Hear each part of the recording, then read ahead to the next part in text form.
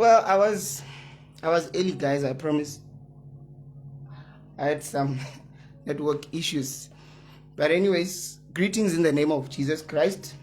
We are talking cheerful giving. Cheerful giving, or we can go as general as giving in the church.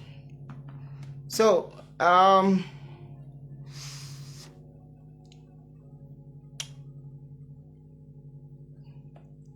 I think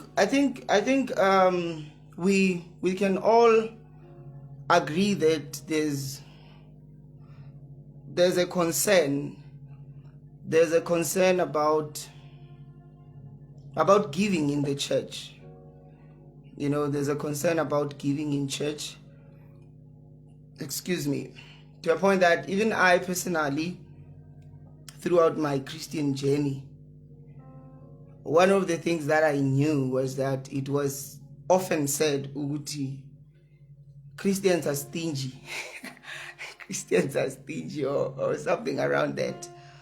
So those are the things I'll try just cover up, and you know, the Lord will help us. So we are talking Christian giving, precisely generous giving, or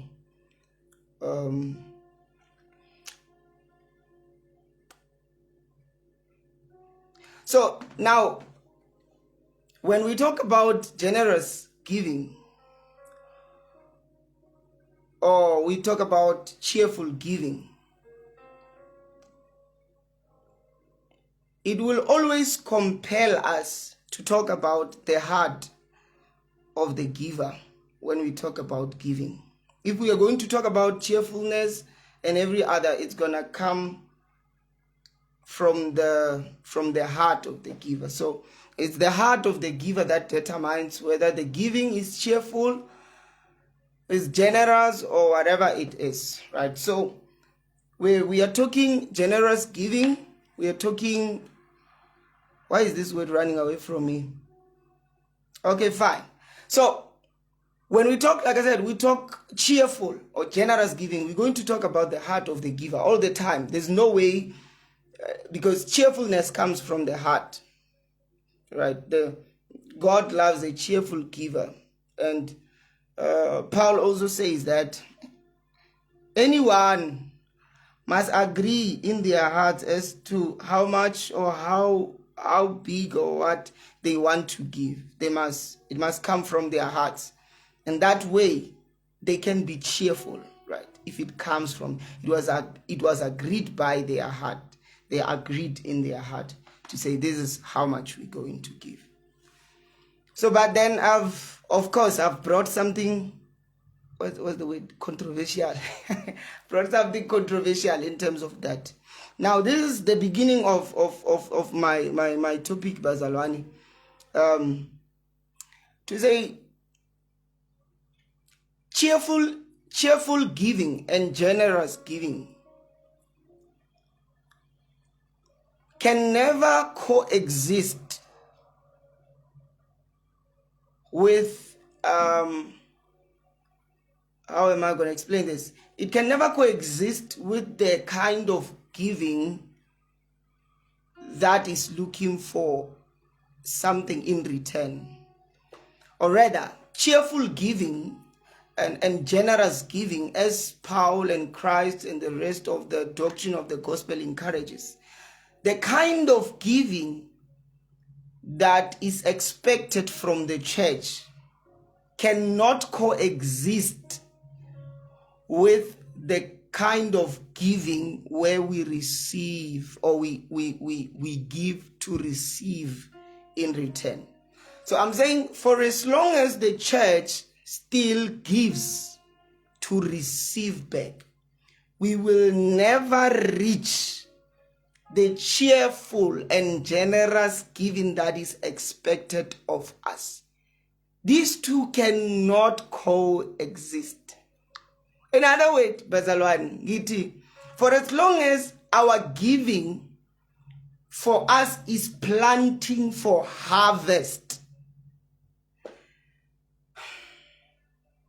then we would never, or we will not reach the kind of generosity and cheerful giving that is expected of us.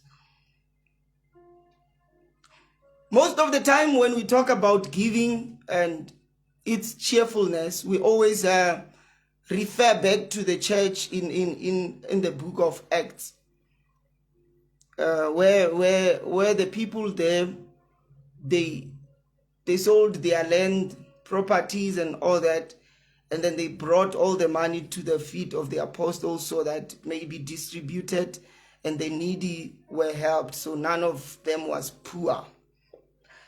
But I'm still saying to you guys, for as long as giving for us is a way to receive from God, or to receive, we will not reach, or rather we can never reach their level of giving, because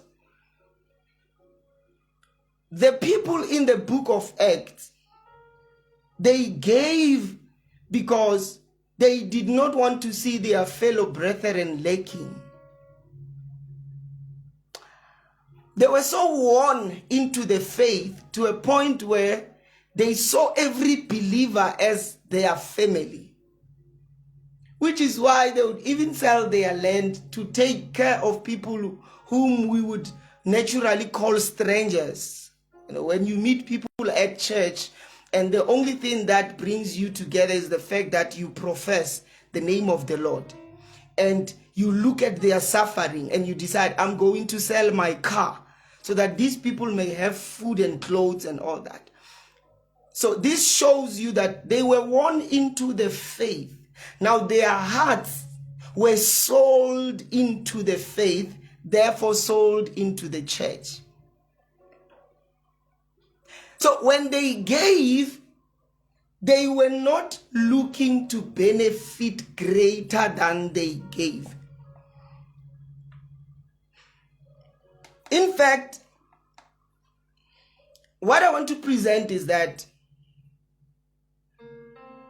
one of the greatest obstacles for cheerful and generous giving in the church is the give to receive doctrine. One of the things that hinders Christians to give as they ought to is because they were taught to give to receive. Now, this alone on its own is a big distraction, obstacle which hinders Christians from being able to give as they ought to. Because, Bazalwani, let me tell you something. When you give, looking at what you will receive, we can't talk of generous giving. For as long as you still give because you are looking for something in return, we will have this issue of Christians being greedy and stingy forever. Because this doctrine that says give so that you may receive, just that, give so that you may receive, is the reason why Christians cannot give as they ought to. And now, when we give to receive back, for example, in the church we have what we call, most of our churches, giving is seen as planting a seed, right? So for us, giving is planting, of which when we plant, we are looking at harvest, right? So now, in terms of that, with Christians seeing giving as an agricultural thing, when they see giving, they see a field to plant. But remember, anyone who plants with the harvest mind, right? Everyone who plants, what is in their head is what they will get in return. And that does not, that limits you already. Because let me give you an example. When somebody plants under normal circumstances, they don't plant as much as they can. No, they plant as much as they want to receive. Now, one of the things that has killed, I don't know from where, but it has killed the journey of giving in the church is this doctrine. The doctrine that the church has that we must give. When we give so that we may receive back. I would not, at least not now, I would not go into these other verses that may birth such convictions. But I will stay on what I'm saying. When you give to receive back, Bazalwan, Naganjani, you going to receive with the picture of what, with your harvest in the head. Now, when we talk that, we can't talk generous. Because giving to receive automatically makes you selfish, irregardless of what you profess and how you appear. Once you give because you want to receive something back, then automatically you are giving for yourself. Now, that's what I'm saying. This is one of the problems that are hindering Christians from at least even trying to reach the level of generosity in giving that is expected of them. The fact that Christians give for themselves. Yeah, right. Many Christians, we give for ourselves and we make it look as though we are giving for something else. That is why, guys, to practicalize this in our churches, I don't know if it's also there in your congregations, guys. We sometimes have a few baskets for offerings. Then there's the offering for seeds, or there's an offering for this, that, and that. And also there's this other basket that I love so much. There's a basket that is called the basket for free will offering. We do have that in church. And the fact that we have a basket called the basket for free will in the church. And apart it, we have other 7 baskets. But this one specifically is for free will. Here's what I've noticed. Even if 100 people can go and give into the free will basket, and 2 people go and plant seeds, chances are that the offerings will be equal.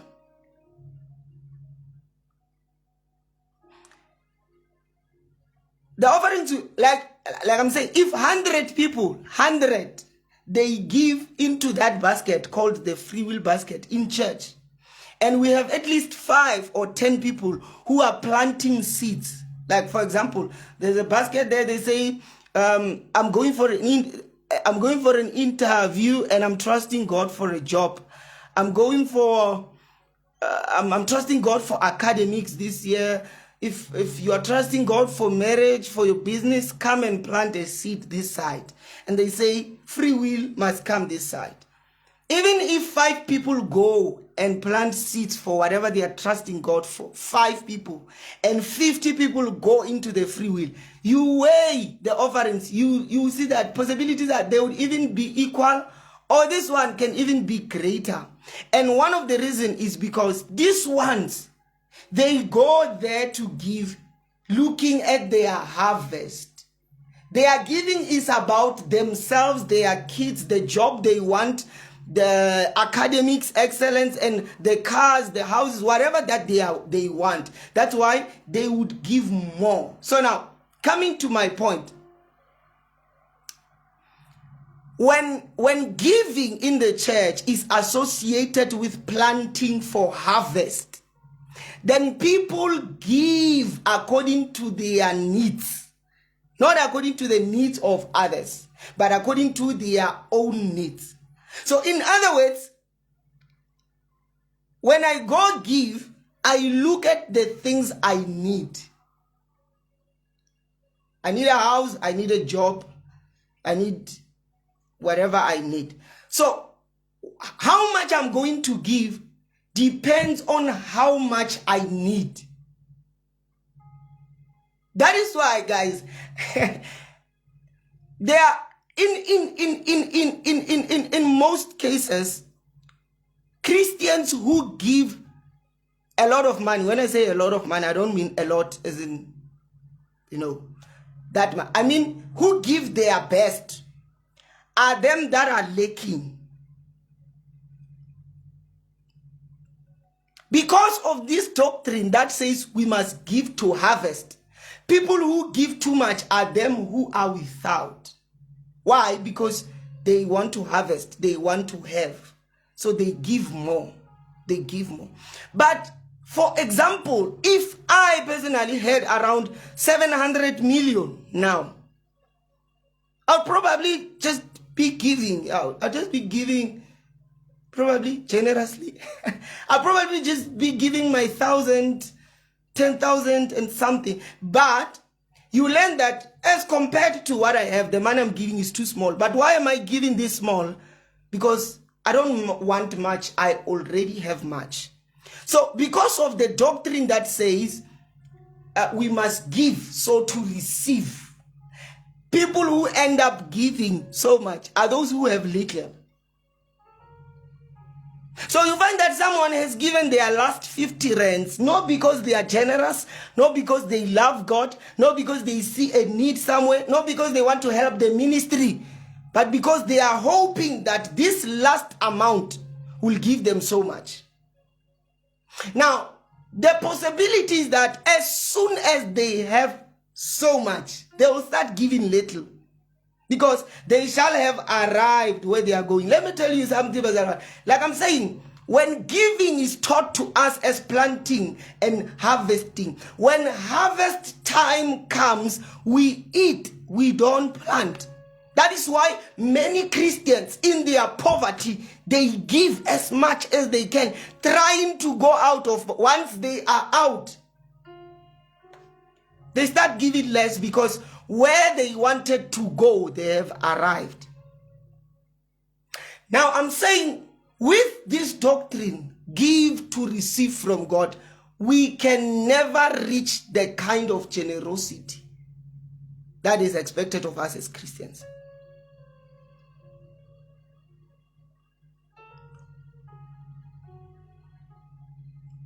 So we need to, the first thing we need to do before we can start practicing generosity is get out of this very mentality I'm talking about.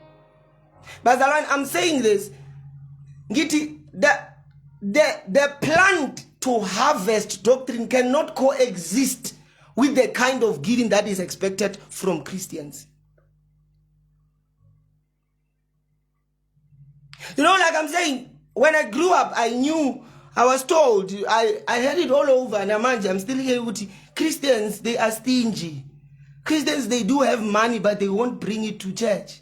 And then even sometimes, we even compare to say, but when they were in the world, they would give so much to sangomas, all that. When they used to drink alcohol, they would drink so much. But when it comes to church, they can't give. The reason why many Christians would not give is because they would only give if they are promised something. This is one reality about the church today, that unless you promise them something, they will not give.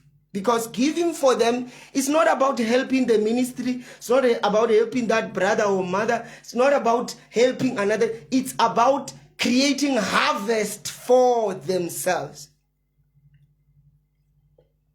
That is why even in church, it doesn't matter how long the church has been there. Each time when people need to come and give offering, someone must come and convince them. Even after 15 years, they've been Christian. every single Sunday, before they give, someone must stand before the pulpit and try convince them. Why? Because unless you promise Christians something in return, they will not give you anything. Why? Because Christians don't give for others. They don't give for the church. They don't give for the ministry. They don't give for the needy. They give for themselves. That is why in the church, the biggest income of the church are offerings that promise believers more. If you tell them that if they give this, something greater will come, their money will come. Why? Because you have made it about them. So, sometimes it gets funny that in these setups, they even tell you that I want you to agree with your heart. But at the same time, this agreeing with your heart is about what you will get in return. It's about you. And unless you promise a Christian safety, protection, a job, abundance, money, and more money, they will not give money. If you want money from Christians, promise them more money. And the reason is this what doctrine I'm talking about. The doctrine which tells believers that they must give to receive from God. I've been saying lately that Jesus Christ, when he taught the disciples, let me read. When he taught the disciples, he said to them,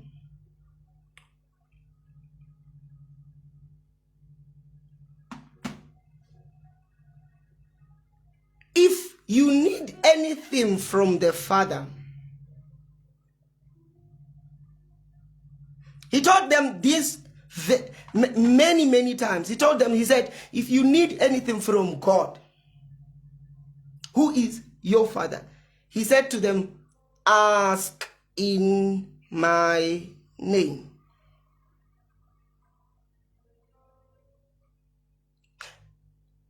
Jesus taught the disciples to say, if you want anything from God, ask in my name, because you are sons to the Father.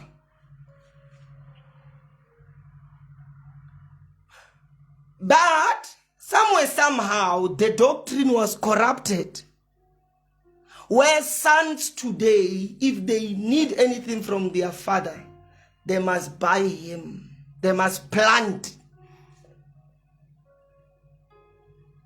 I don't know if there's any of you, when you need something from your parent, you need to plant a seed. You need money for registration from your parent, you need to plant a seed so that no. Jesus says, God is now your Father, and if you need anything, ask him. But there are people who came later, I don't know when, and they taught the church to say, if you need anything from God, you must plant something. So that is why Christians today, many Christians don't know what is asking. Many Christians don't even ask from God. Why? Because they know that if I need anything from God, I must just take 100 rands and go there, I'll get it.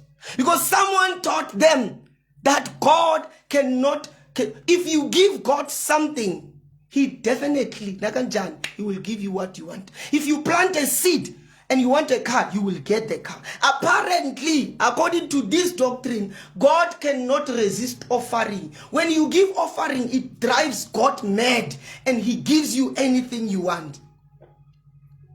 So that is why Christians, they don't know what it means to ask from God. Many Christians don't ask anything from God. They buy from God because of a doctrine that says, give to receive. So I'm saying this to you, Bazalwan, that for as long as this doctrine, mentality, and conviction has grasped the church to say, if you need anything from God, you must give. For as long as we still have this mentality, we can never reach generosity that is expected of us.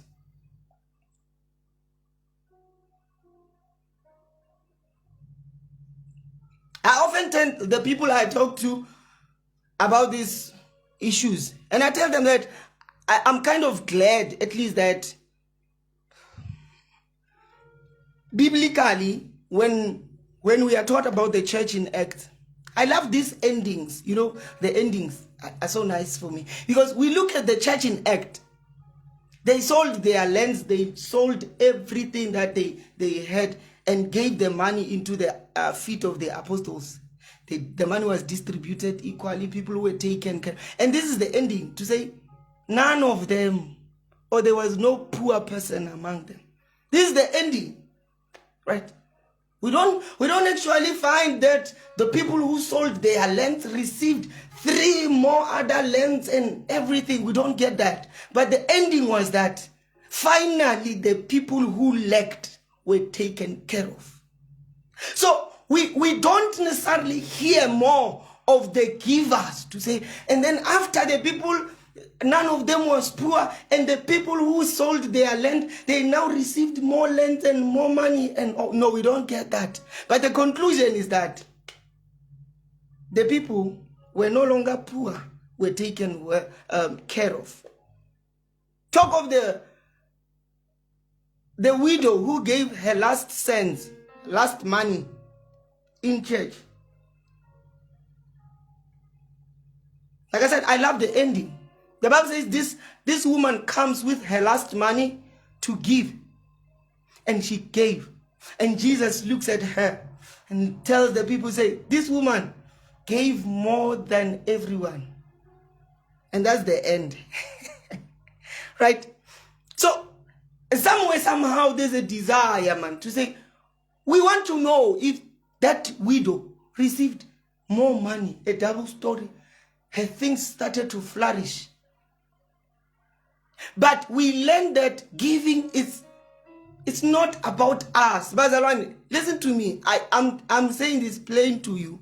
If you give because you want something, don't deceive yourself. You are giving selfishly. You are giving for yourself.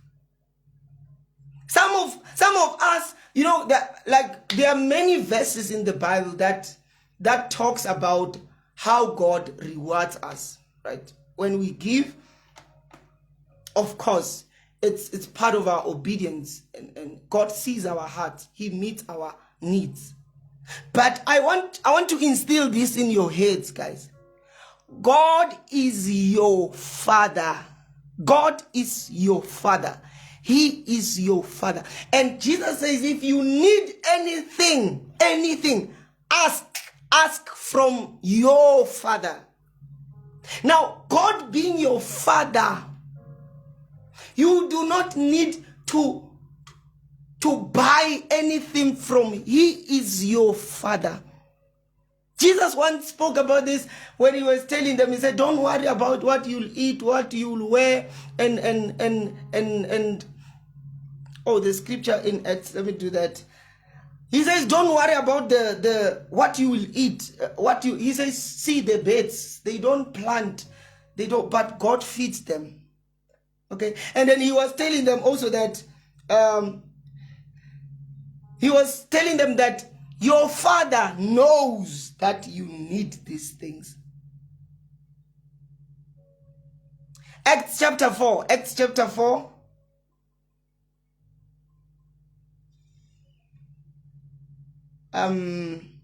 You read from verse 31, 32, 33, and verse 34. Yeah. Acts chapter 4, from verse 31, going down here. Every info is there. So, Jesus also said, God is your Father, and if you need anything, you must ask from Him. Ask from the Father. He'll give you.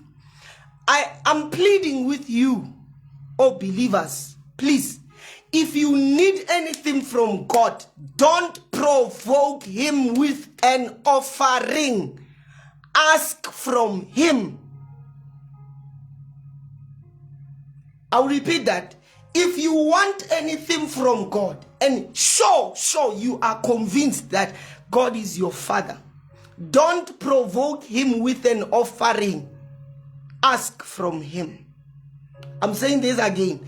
If God is your Father, and you want anything from him, don't provoke him with an offering. Instead, ask from him.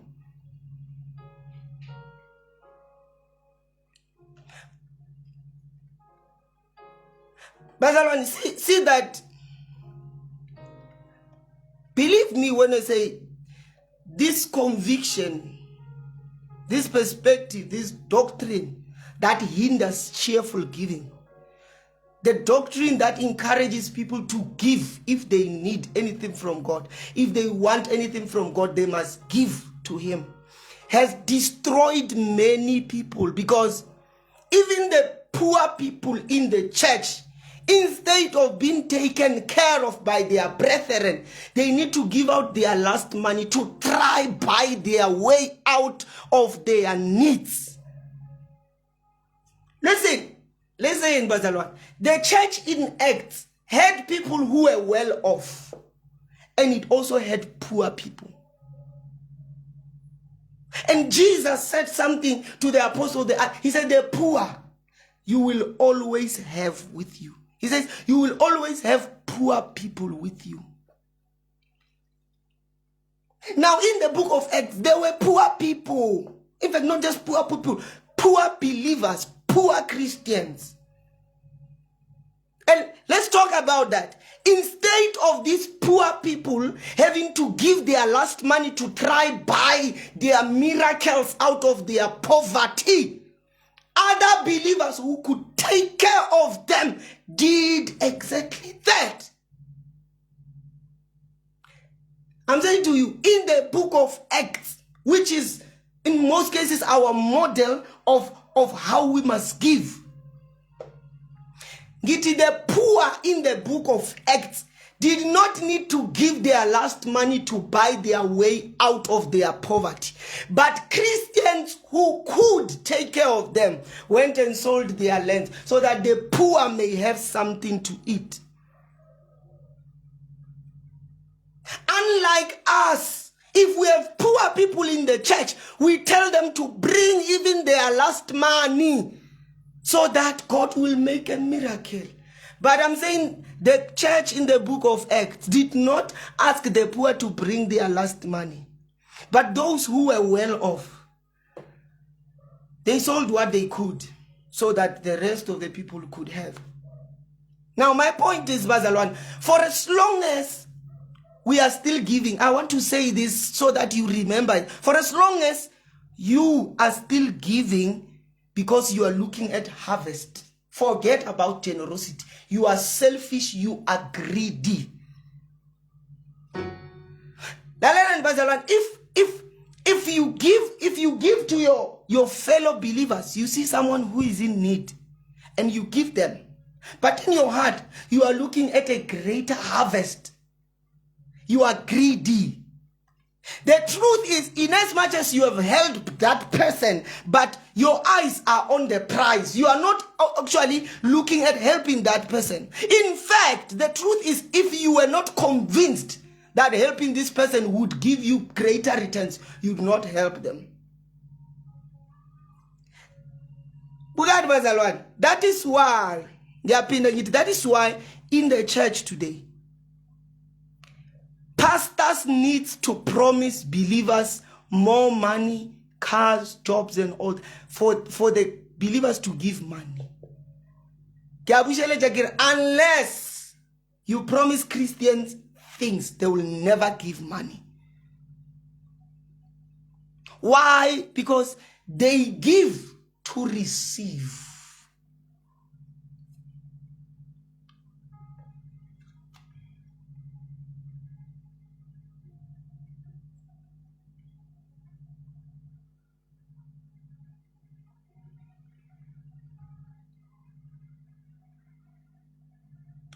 Matthew chapter 19 verse 27. Peter Matthew chapter 19 verse 27. Peter came to Jesus Christ and said to Jesus, Lord, we have left everything. Matthew chapter 19 verse 27. Peter answered him, we have left everything to follow you.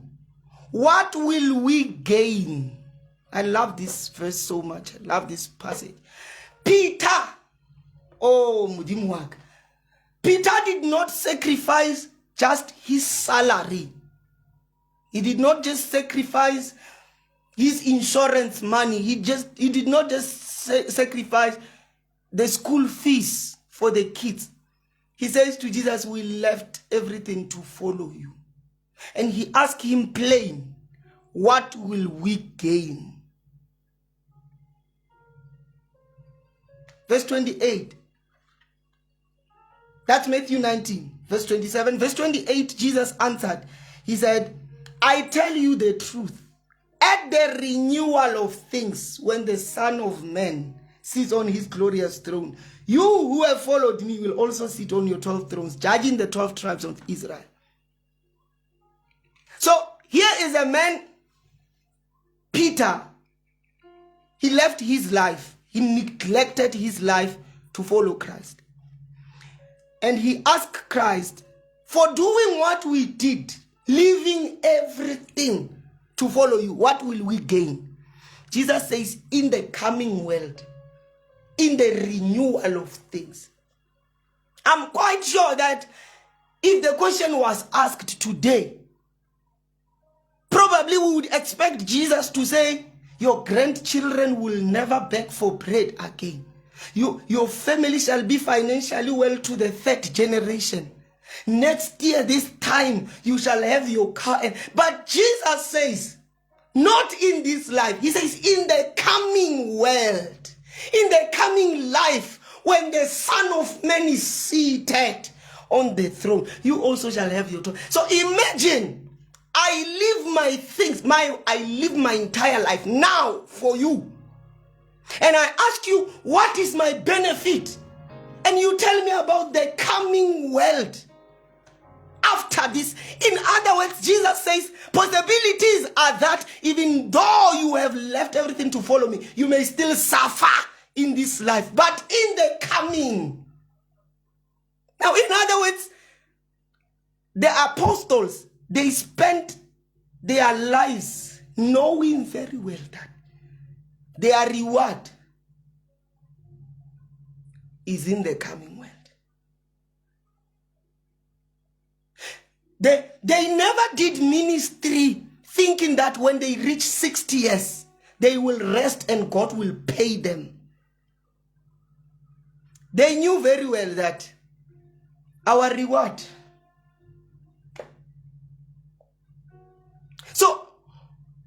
So when we give, we must not give to receive. Pastor One, do not give to receive. If you give God to receive from him, believe you me, don't deceive yourself. You are buying. Jesus says, God is our Father. And he says, if you want anything from the Father, ask in my name. He does not say provoke with an offering. He does not say test God with it. He says ask in my name. Jesus says if you want anything from God, ask in my. He says ask in my name. Jesus says if you need anything from God, ask in my name. Ask in mine. Ask the Father in. Ask the Father in my. If God is your Father, ask in my name. So now,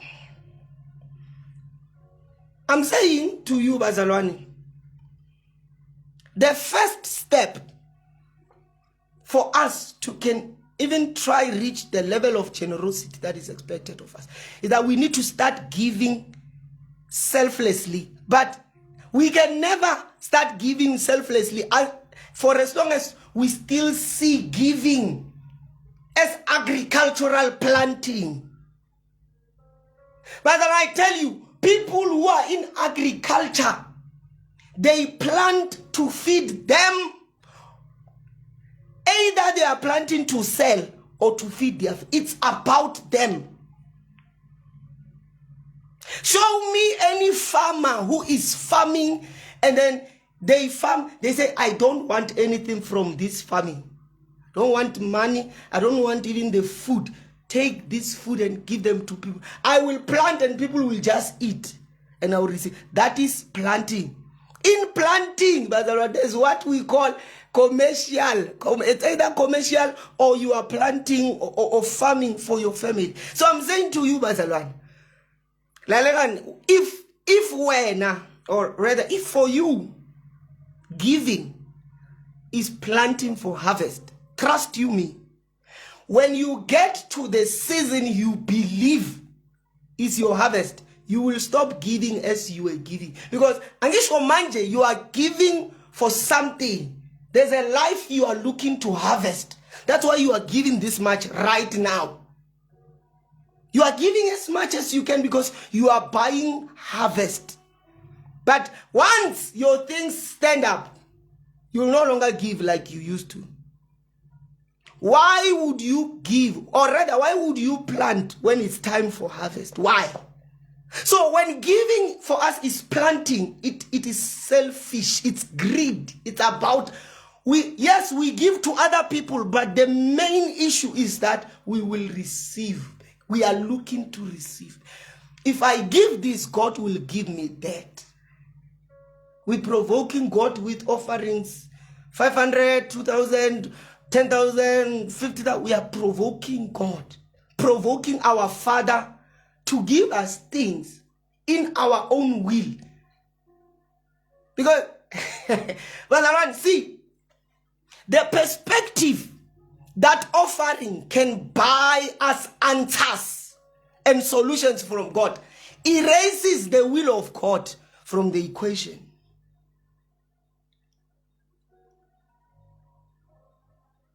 The reason why Jesus said we must ask from the Father in prayer. John says, when we ask anything according to his will, he cares about what we say.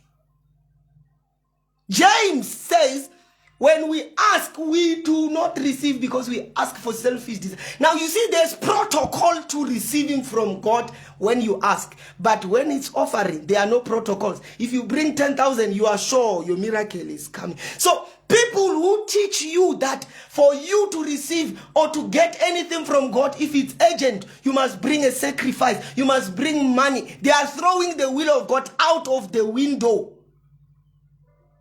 But money may be power in this world. It is not power to God. Money may be able to speak in this world, speak, open doors that words and skill and qualification may not open. It's not like that to God.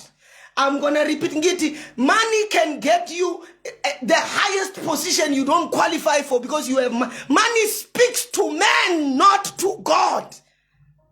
God is, listen, companies may not be able to say no to money. The traffic department may not be able to say no to money. This world, when who's that? I know we love this verse. Money answers all. Not to God. I want to repeat this, not to God. In this country we live in, if you have money, you can have anything. It's not that way with God, Bazalwan. God cannot be moved by money. I'm repeating. God can't be moved by money. God has a will. And he will not do things out of his will just because you brought 500,000. Not God. Some of you have been broken in churches. Niti prophets stole from you and all, because you believed them when they told you that 50 rands or 50,000 rands can buy your mother out of hospital, and now she died. And you say God is not alive. You say God is a liar. You say church is a scam, because you followed people who taught you that money can pull forcefully answers from God. You believed people who told you that if you bring money to God, you can get anything you want from him. You believed people who taught you that if you can bring a seed, as money can extend your life. If you bring money to God, God is like, oh my God, and he's gonna multiply your days because you gave him your last 100,000 year pension, and you feel that it's going to move God. But what I'm here for is that we can never reach generosity and cheerfulness for as long as we are giving for our harvest. It can never happen. These two cannot coexist. Brother, if you want to be the giver whom the Lord loves, forget about yourself. Brother, let me tell you the reality of giving. This is a reality. When you give, it is very possible that you can give your last money and starve the whole month after giving you. Don't be deceived, lest your faith in God is moved. Listen, Brother, sometimes if you give your last money to you may starve for that month, and that's okay.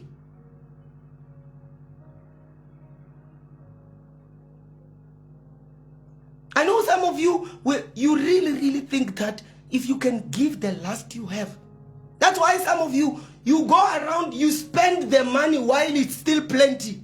How you know that this one is gonna move the heart of God. Yes, when the money is when you have so much money, you spend it, you do what you want, you enjoy. Hi fella, there's a scammer waiting for you on the pulpit who's waiting for that last money. And that scammer is going to tell you that this last money will return the one that you ate. And you come, you bring your last money, you are sobbing, you are emotional, and you expect God to throw more money at you because you gave your last. That's not what's going to happen, Bazalon. Bazalon, there are some people who have went to churches and they were in a situation where they were offered a chance to buy answers or blessings from God. Someone was going for an interview and they told them, if you bring a 2,000 seed here, your job is guaranteed. They did that. Guess what? They got the job. And even today, they think that if they have money, they can get in. And probably only to find out that even if this person did not give their last, they were still going to get the job. I don't know why do people think our God is so cruel that for him to feed us, we need to give him money first. For him to feed us, our own father, for him to feed us, we must give him money. So, many of you, the highest amount you ever gave to the church in your life was because someone stood there and promised you something. Giti, the highest amount you ever gave, the highest amount you ever gave to the church was because you wanted something and a preacher stood there and said, bring something and God will give you that. I was thinking about something earlier on to say, Brother Ronnie, our giving is not at all supposed to be, we are not supposed to be involved in the giving. Some of you since gave to someone, and even today you are still waiting for something from God. Say, Lord, remember, I gave my last money. I gave that person. I helped that ministry. If you were helping the ministry, why are you looking for reward? Why are you looking for something in return? If you were helping, do you know what it means to help? There's a difference between helping and lending. Some of you are lending God by helping in the ministry, and then now God must give you money. In fact, some of you are so brave that you even give God the timeline to say, if I gave in January, something must happen in 3 months. In 3 months, something must happen. Even if you help the ministry of the gospel, listen, God is not shaken and moved by your offer. There are people who gave greater than. There are people who gave their lives. They died for the sake of God.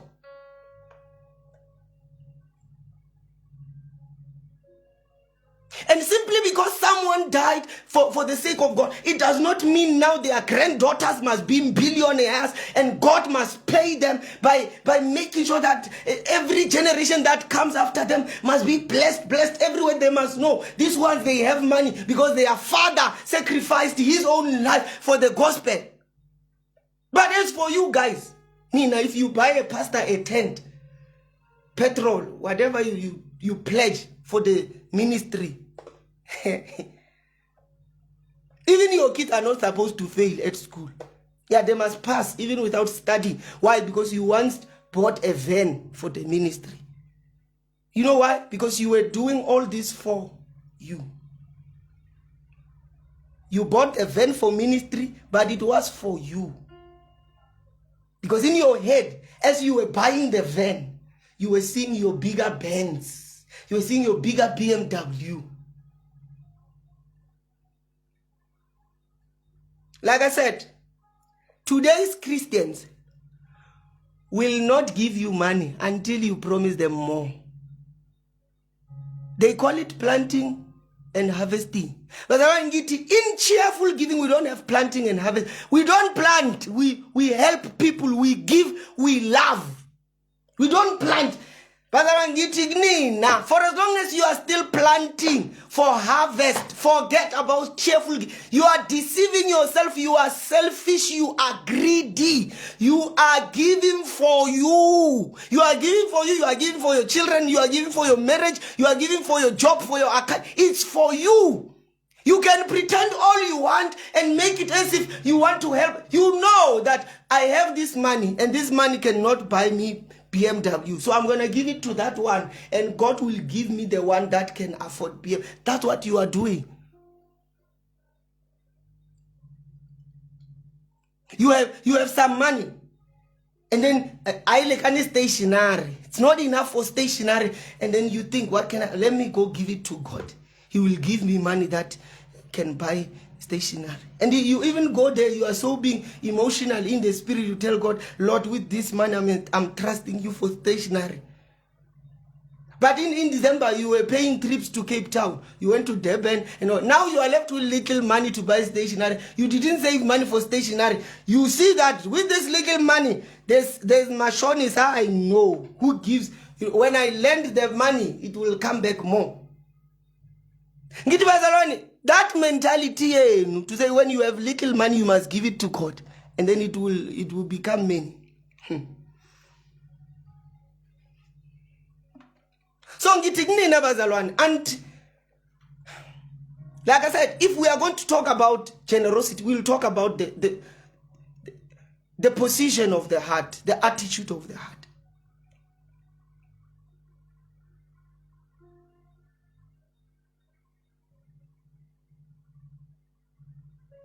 Like, let me give you an example. If there's a brother or a sister in the Lord and they lack something, instead of you look, the first thing you do, you look at your needs. Say, I need this, that, and that. So let me help that person.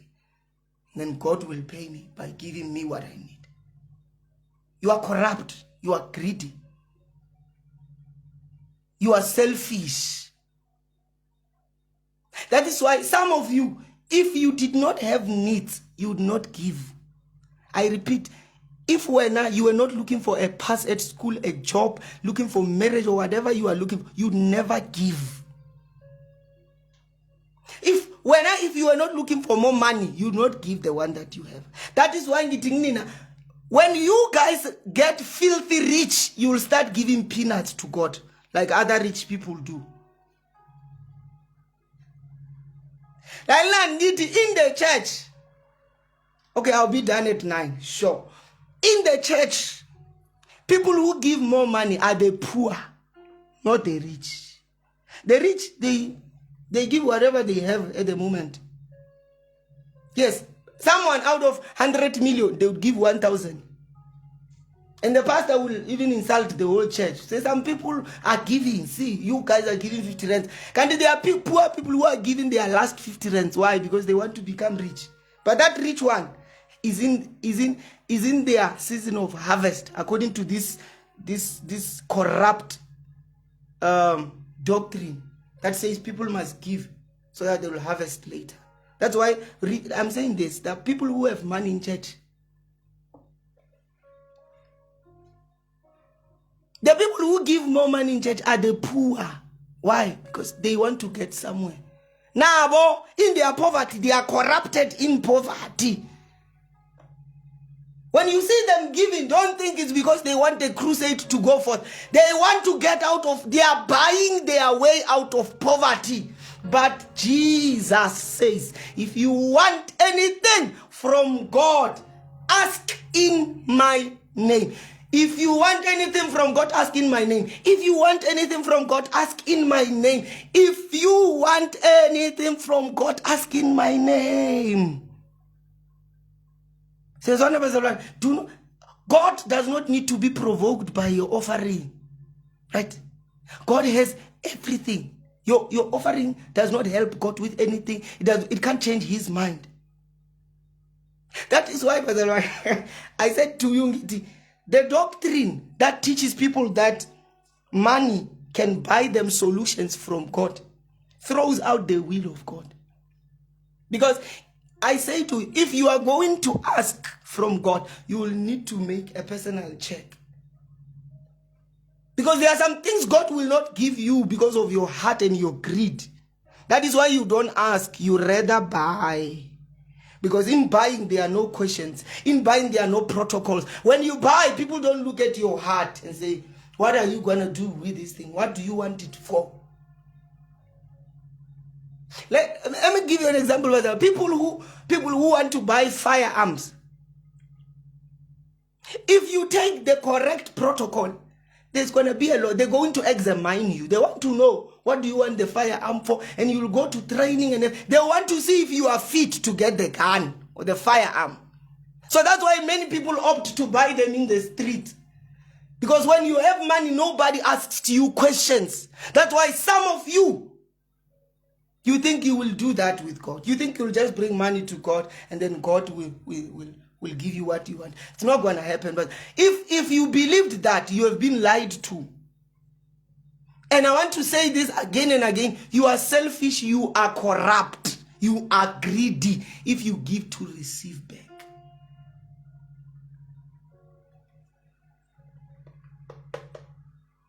So we need to come down to a point and perspective where we know and understand why we ought to give to others.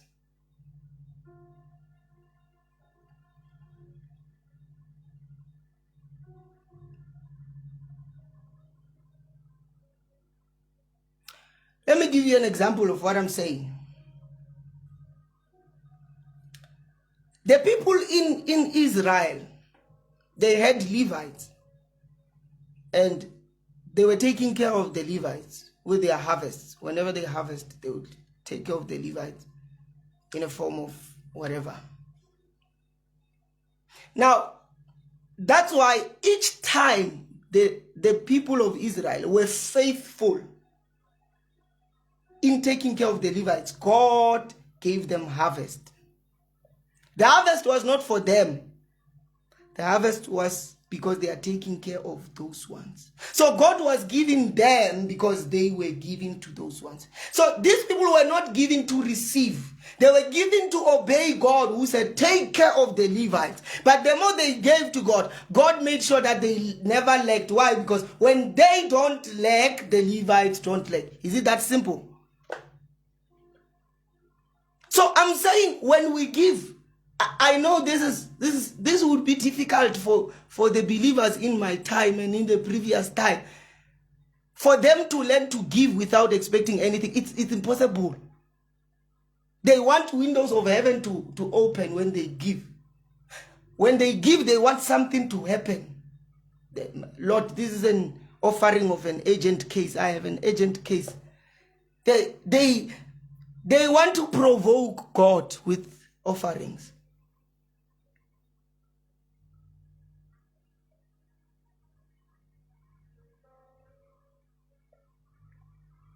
So we need to calm down.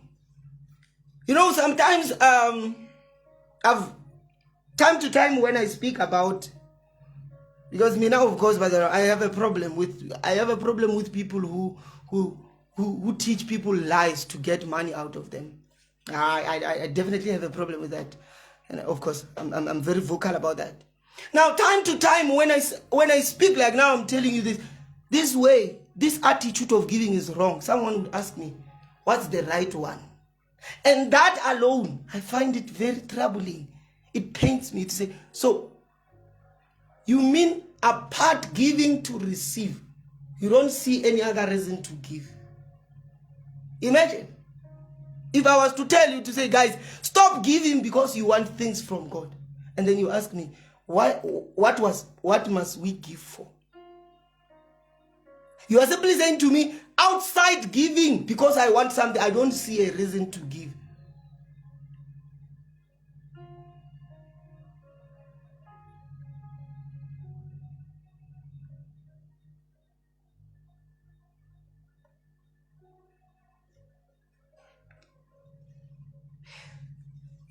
There's when they asked Jesus about the law, said which ones are the greatest laws, he said to them, love the Lord your God with all your heart, your strength, your might, with all that you are. And he said the second one, which is equal to it, says love your neighbor as yourself.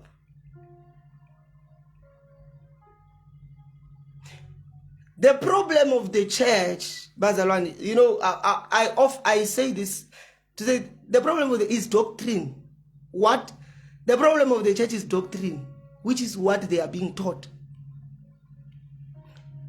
The state of the church is the result of what the church has been taught. The fact that today, when the pastor really wants money from the church, he must invite his friend from Debe, who's good, who is very good in convincing people to take out money. And he will come here for 3 hours on the pulpit picking out money from Christians. That's the church today. Very normal. It's a very normal thing. You say even the pastor who's leading us in this congregation cannot even ask money from us. He needs to find his friend who will come and trick us to get money out of us, who will come and tell us that that's the reason our children are failing at school. That's why we don't get jobs. That is why our houses are being taken by floods, because we don't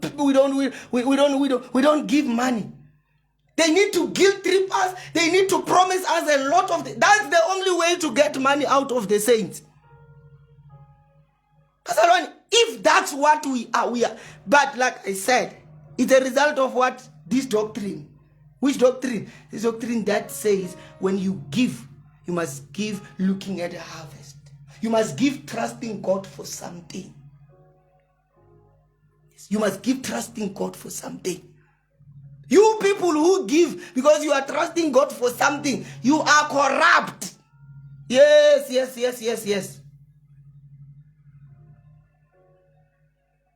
I know that many of you are genuine in what you are doing. You are trusting God genuinely, giving him money, trusting him for a marriage and a house genuinely. But you are corrupt, you are selfish. Because when you give, you are looking at you. But like I said, Jesus said, your Father knows that you need things. There are things you want. And he was clear. He says, if you want them, ask him.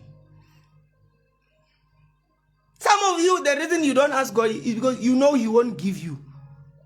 That's why you prefer buying. I'm saying this again. That the reason why instead of kneeling and asking God for a job, you rather take money to a pastor somewhere and try buy that job from God. Because if you asked, God would not give you because you are corrupt. Your heart is corrupt. You want to have a job so that you may do your own things and go live wild with the money that you get from your job.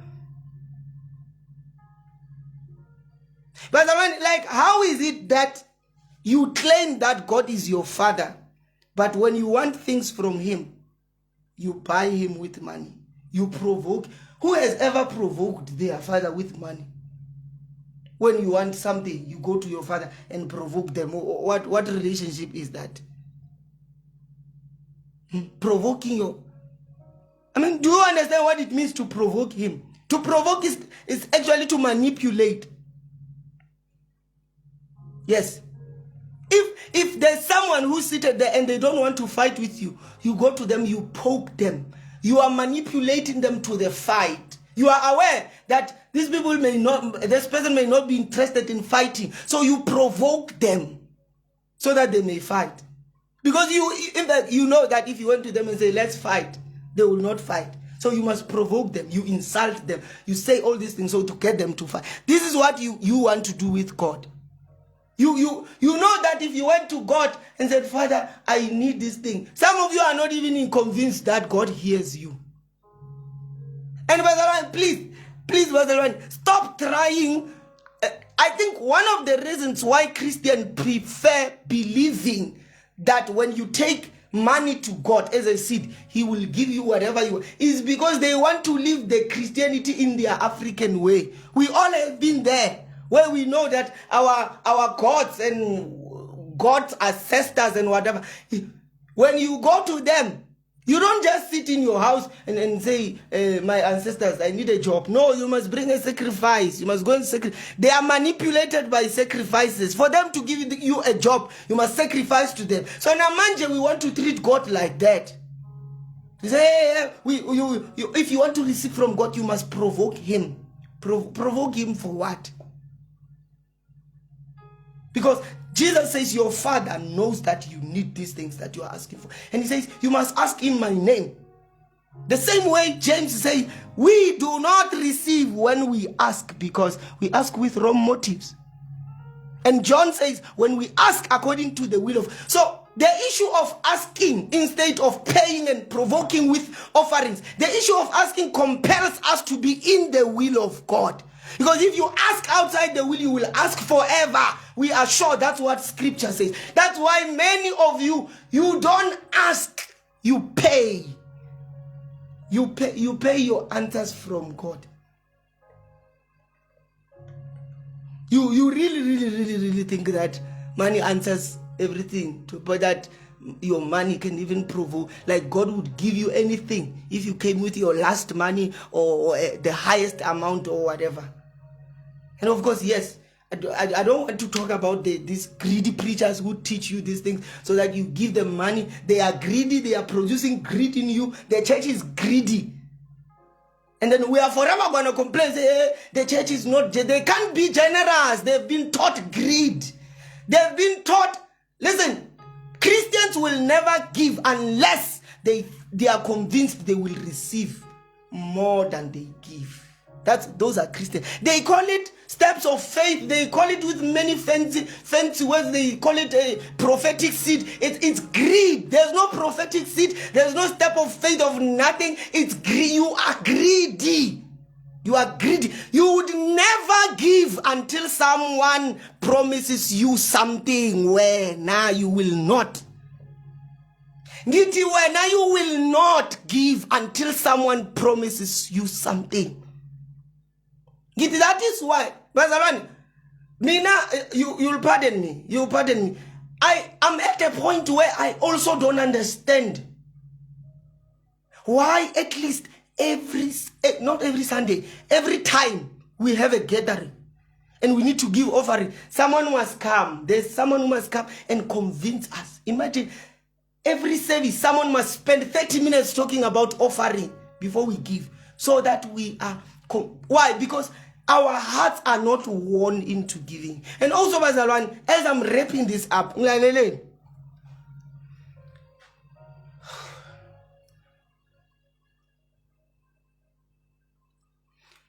issue of giving to be seen, the issue of giving to gain a given reputation. Yes, there are people who give to gain given reputations. Let me give you an example. If we are in church and I don't have shoes, because this is what we Christians do. Oh my God, the corruption that is in us. Some of you, if you have 400 for the month to give at church, you are going to divide it into Sundays. Sunday 1, Sunday 2. And the truth is, even if you took it, all of it, and gave it on one Sunday, it's still okay. But what's the problem? The problem is you want to be seen going to the basket every Sunday. Yes, you could have given the 400 all at once, but you divided it. And you take 100 rand every Sunday to church, so that when people go there, you will also be seen going. So we are given to gain given reputations, so that people may know this one is a giver. Every Sunday goes to the basket. In fact, to a point that even if you saw a brother in the church or a sister who does not have shoes, and when you look at the shoes, they are equal to your 400, which is for the whole month, you would not buy them shoes. Why? Because if you buy them shoes, it means for the coming 4 Sundays, you will not go to the basket. And people are watching you and say, hey, this one is not a giver. Sometimes, even after buying someone shoes with your monthly contributions that were supposed to go to the church, you pray that this one gives a testimony that I bought them shoes, because the church will think I'm stingy.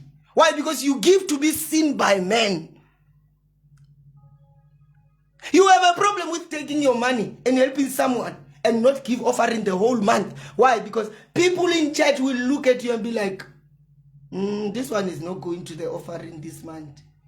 It's not giving. So instead, you'd rather have someone suffer so that you may maintain your Sunday giver title. So that every Sunday people may see you go into the basket and say, he's a giver. While someone does not have shoes. And if you buy them shoes, you pray every day that they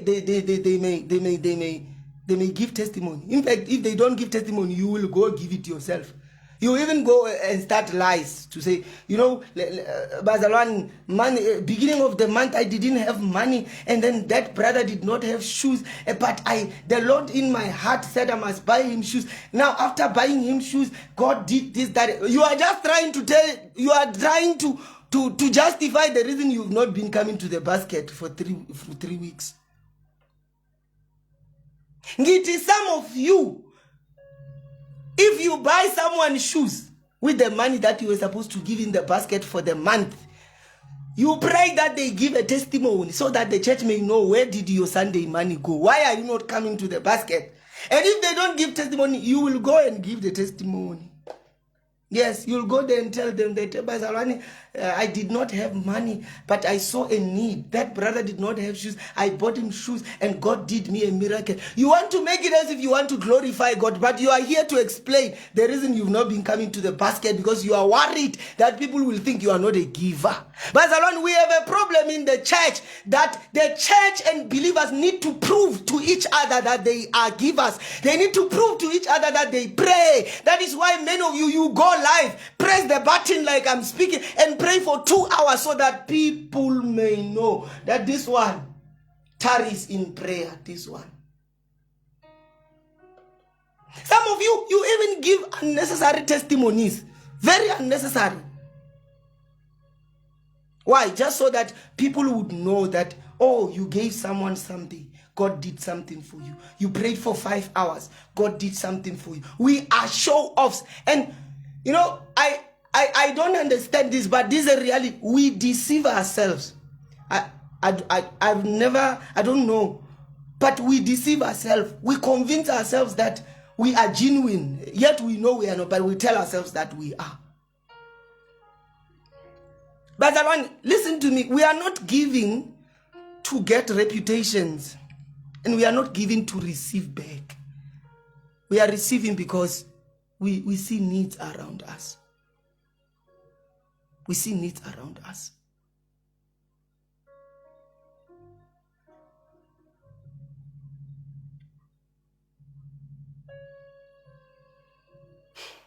So when giving to receive back, it's corruption.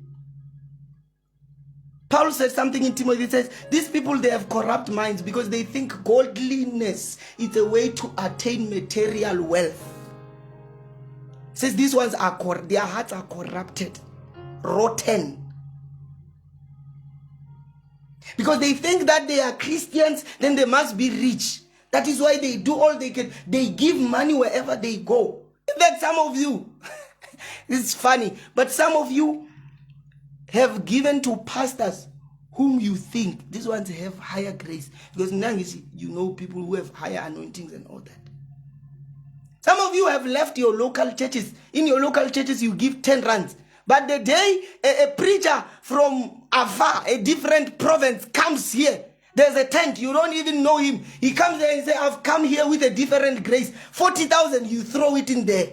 Because you think you can buy your ways out from God. But I repeat, your money can never buy. Oh, Jesus.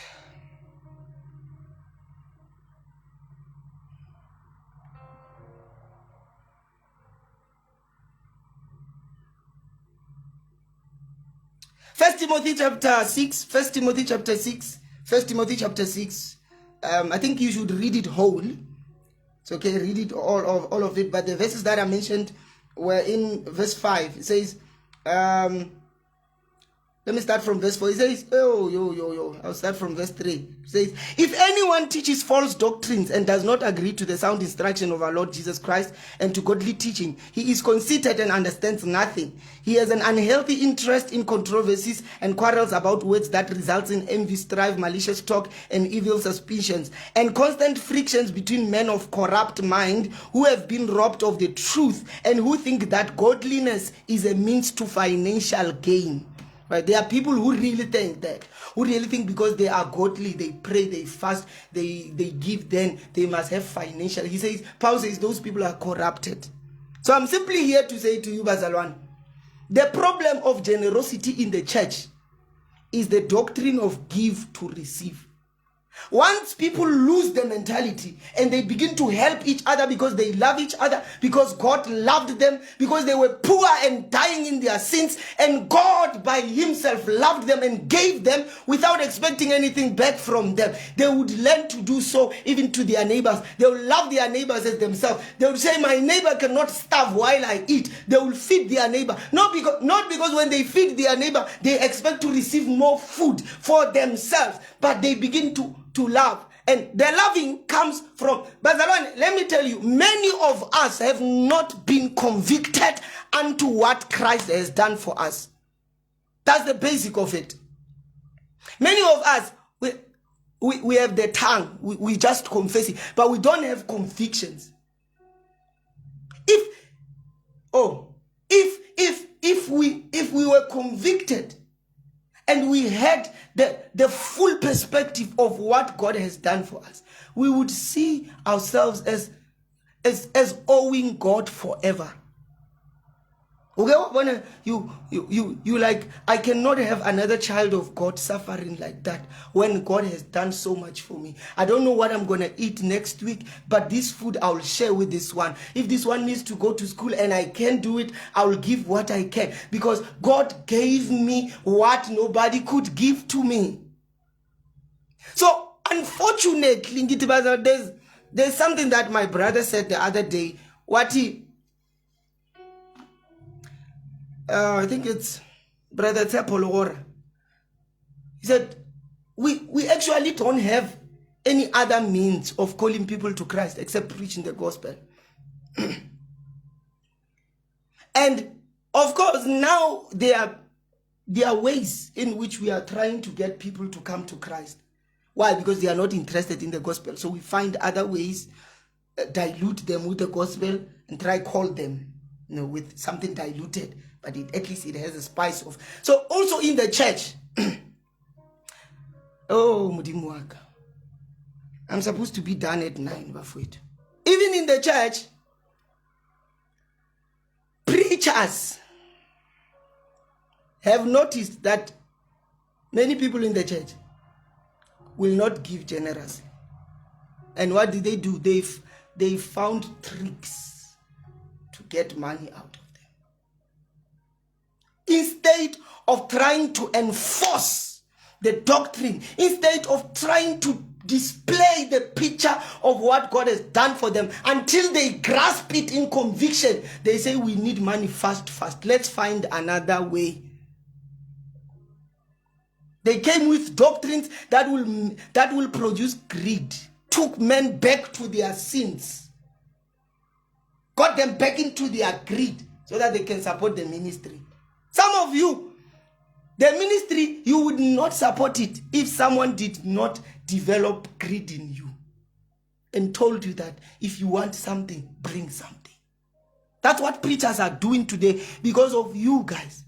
Nina, generously, you will never give. And when you give, people must see, must know.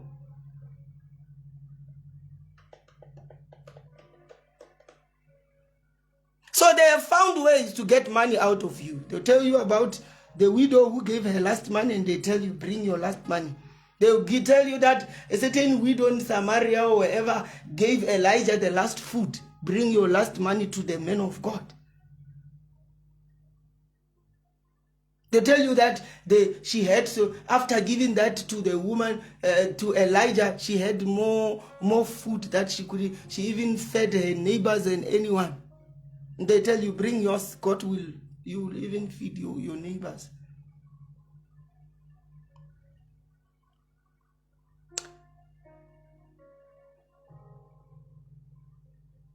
Oh, how I pray that may you as believers come to a point of gratitude, eternal gratitude. That is the position where generosity flows. Eternal gratitude. There's a singer who says, "Oh Lord, how kind you are. How can I repay you?" Once we get to the point, will not feel like we deserve more for giving. We definitely feel that we deserve to give more for having been given much.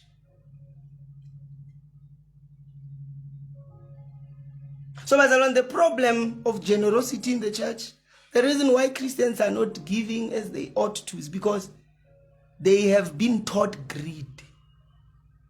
Give and it shall be given unto you. I'm not going to talk about that. My brother once did talk about it, to say it wasn't even talking about money and offerings. It was talking about character. Saying the same way you treat your brother is how you will be treated. Do unto others that which you want done unto you. It wasn't talking about money when it said give and you do. Even the pressed and shaken together wasn't talking about the offerings. It was talking about the character that you give, the attitude, how you treat other people.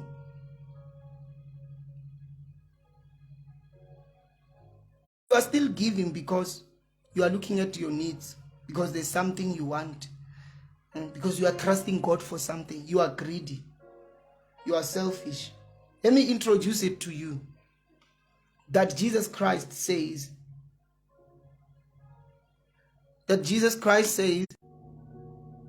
yes, so I was saying, let me introduce it to you that Jesus Christ says, if you need anything from God, ask. I'm here to confidently head on challenge whatever you've been taught that says if you want anything from God, bring a seed and provoke him. I'm saying Jesus Christ, our Lord and Savior, said that God is your Father. And if you need anything from him, go on your knees and ask him for that in my name. That's what Jesus said. People must provoke God with offerings. They must bring seed, sacrificial seed, emergency seed, whatever kind of seed. That is corruption. It is selfishness, it's greed. You are giving because of what you want. In other words, if you didn't have needs, you'd never give. You are only giving because you need something. You are giving because you need something. It's about you. When you help the poor, you are looking at your harvest to say, I'm helping them. Next year, I will have more. You are greedy. You are corrupt.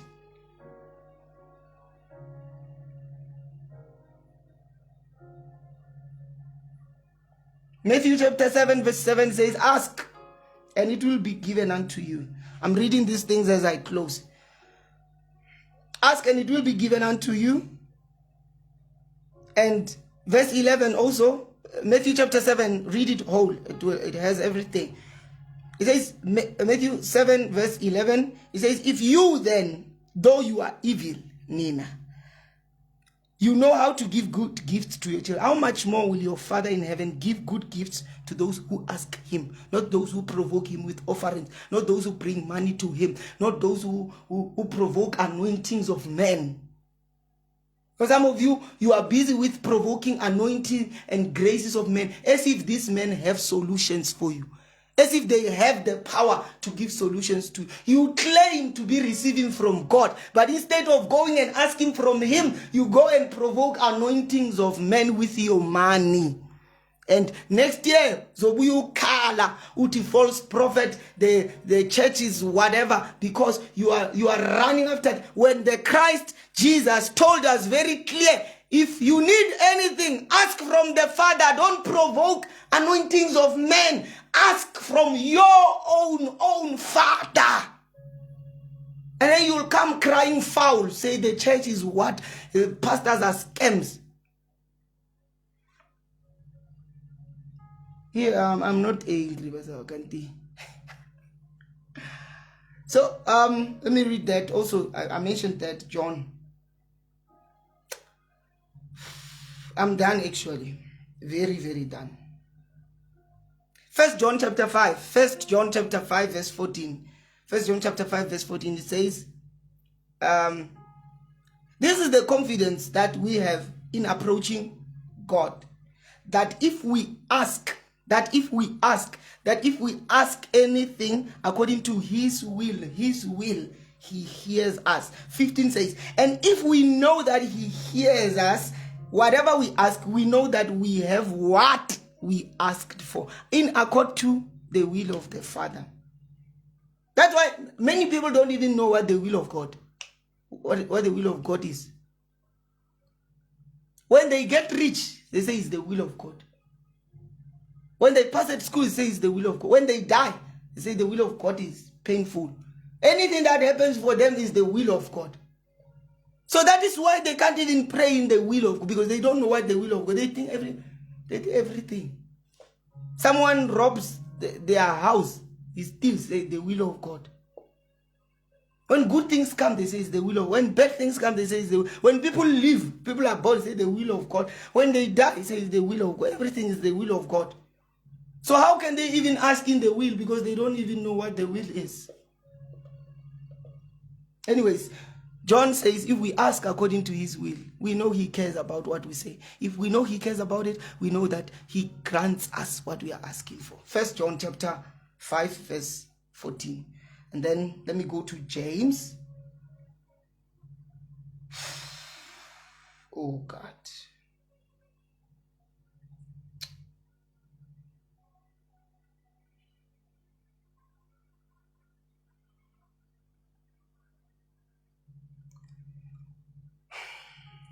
James chapter 4 verse 3. It says, when you ask, you don't receive. Because you ask with wrong motives, that you may spend what you get on your pleasures. You adulterous people, don't you know that friendship with the world is hatred towards God, and anyone who chooses to be a friend of the world becomes an enemy of God? So I'm saying all these things to say, Bazalwan, this is part of the reasons why many opt for going to God with seeds instead of asking from him. Because when you ask, he will demand the will from you. But because you think that when you come with money, then you provoke God, he will give you whatever you want. That's why you prefer taking money there. You give because you want something. You are greedy.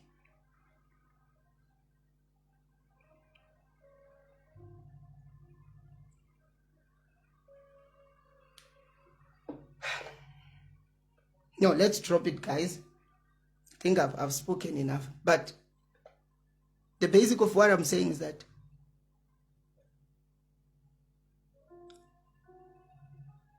cheerful giving, let me simplify this.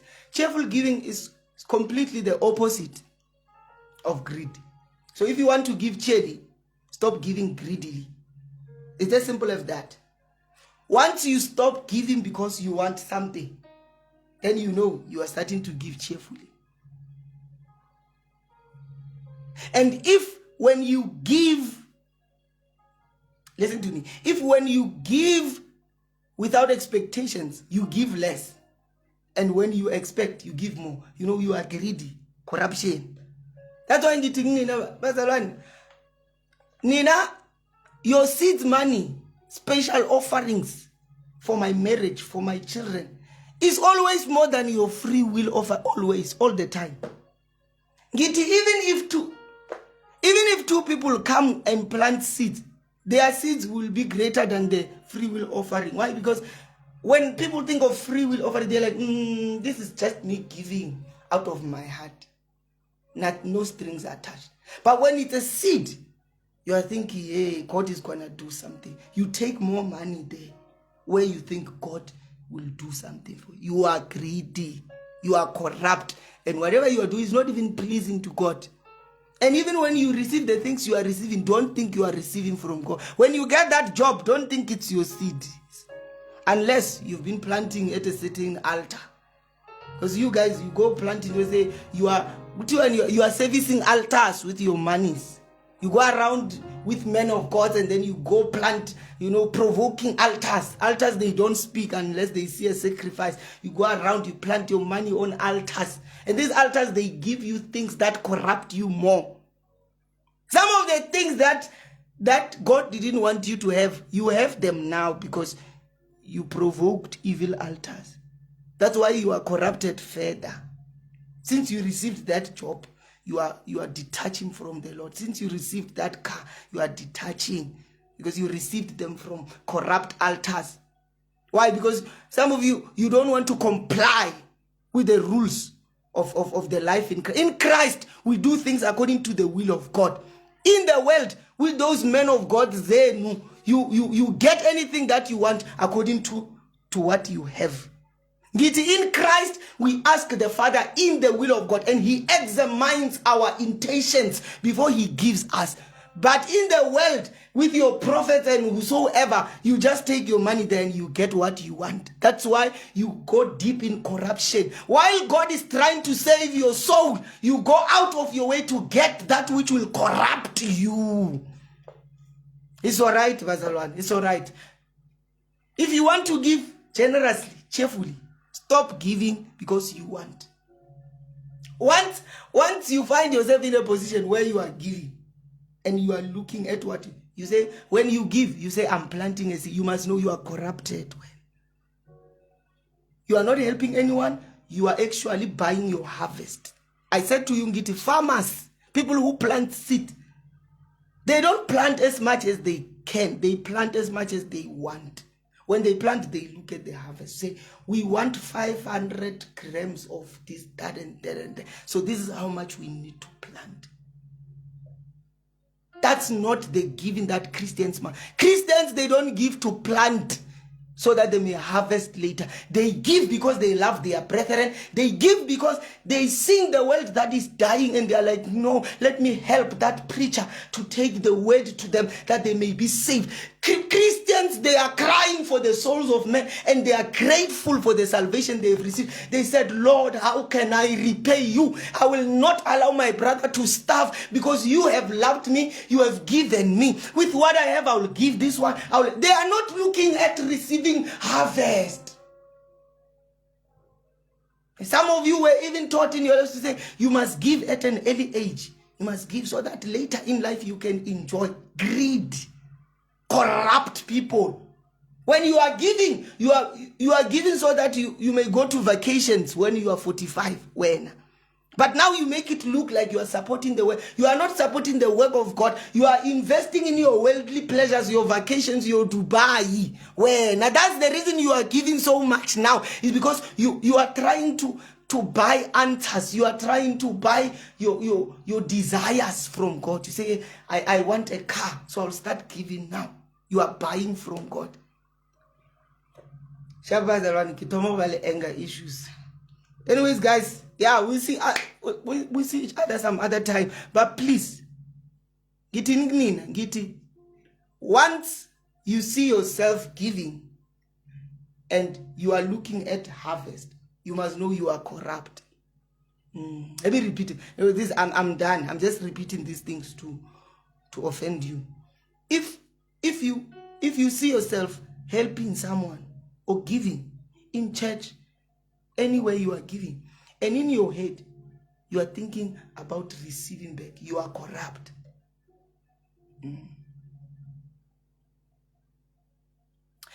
If you are giving, and in your giving you are thinking about what you will get back, you are corrupt. Why? Because it means if you don't have needs, once you don't have needs and things you want, you will not give. Why? Because your giving comes from your own needs. You look at yourself and say, I need a house, I need registration money, I need a car, I need marriage, and you give from that. It's selfishness. You are giving for you. And you make it look like you are giving to that, but actually you are giving to you. If it was possible, you would give to yourself. So you make it look like you go around helping people, but in your head you know you are trying to buy something from God. That's why I'm saying to you, Bazalwane, many of these people, once they get to that place they call harvest season, they will no longer give like they used to. And this one now they are giving because they are trying to get somewhere. So what's the use of giving so much when you are already there? And this one now you are giving to get there. Even in our churches, people who have so much, they give so little. Why? Because what do they want? They are just giving. As for now, they are just giving. Because whatever they were giving to get, they have. That's why in church, people who give so much are the poor. In fact, people who have needs, they give so much in church. Why? Because they are trying to buy their needs. They are trying to buy solutions. They are trying to buy things. Let me give you an example. Let me give you an example, Bazalwane. When you have 500, when someone has 500,000, both of you want a BMW. The one who has 500,000 goes to the dealership. Where do you go? You go to church. Okay? You say you give God 500, but in your head you know you want BMW, and because 500 cannot afford BMW, you take it to church. Say, God, I'm giving you 500, hoping for 500,000, but unyagang BMW. You are corrupt.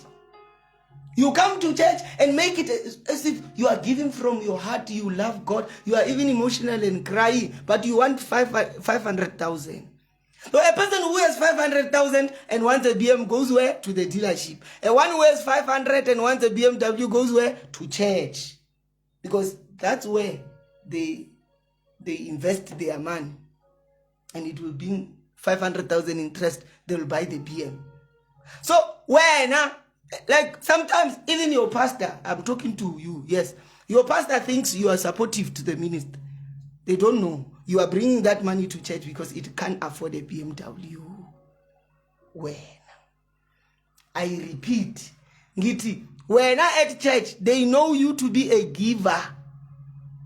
They say you are a giver, you are supporting the ministry, you are support. But the truth is, the reason you bring money to church is because it cannot afford a house now. So you are bringing it to God, right? So that He will multiply it with interest and give it to you later for your house. You are not giving for the ministry, you are giving for your house. You are greedy, selfish. In fact, if you could afford the house, you will not take the money to church. You will go and buy the house. When? If the money you have could afford a BMW, you'd go straight to the dealership. But manje, you look like you are righteous and godly because you take money to church. But we know. The reason it comes to church is because they will not accept it at the dealership. It's too small. So you bring it to the multiplying machine, who's God. Will multiply it for you, and then you will have more. And when you have more, you will not bring more to church. You'll take more to the dealership and get your BMW. You greedy person. You are corrupted. Shabazalwan, see you some other time. Ne? Generosity is the opposite of greed. And when I say greed, I mean once you start giving, so that you may get, you know. Once you start giving, because you're looking to receive something, you must just know. Hold your heart. I'm greedy. I'm corrupted. Yes, you must know. Until we come to a point where we give without looking at anything in return, we will never reach generosity. We will confess it. Like we do in church. We say, agree with your heart. We speak this in church. Anyone agree with your heart. But we know we are agreeing with our hearts concerning the stationery, the BMW. This will good even in church. You guys, you speak to your offerings. Say, offering, as I'm giving you, I need money to fix my windows. When I'm offering, I need stationery money. When I'm offering, as I'm taking you there, you know I have needs. You are selfish. It's selfish. You are giving for you.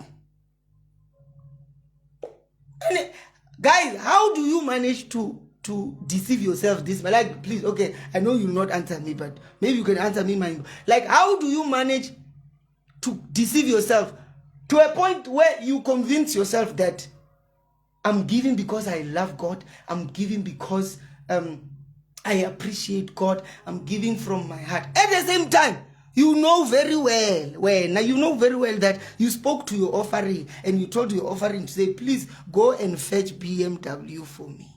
Manje, you want to make it like you love God. No, you want BMW. You love BMW. How do you do it? How? How? You sit down with your own self and tell yourself that I'm giving to advance the ministry. You tell yourself that and you believe it. At the same time, you also tell your offering, say, offering, please, I need a double story. Actually, what is it that you are giving for? The double story or to advance the ministry? Okay, if you are giving to advance the ministry, then what is the double story doing? And if you are giving for the double story, what is the ministry? Who are you deceiving? Who are you deceiving? Who are you deceiving? You are deceiving yourself. You convince yourself that you are doing it for that, but you know very well that you are doing it for yourself. At church, they call you a supportive giver, kingdom financer. They don't know you are actually financing your BMW. Well, they think you are financing the church and then the ministry. At church, they think so. You even have an award, best giver of the year. They don't know you are investing for your BM. And the reason you bring money to church is because it cannot afford these material pleasures that you want. It can't take you to Cape Town, so you give it to the church. If it could take you to Cape Town, you'd not be here giving the money. You'd be in Cape Town. When? Sharp.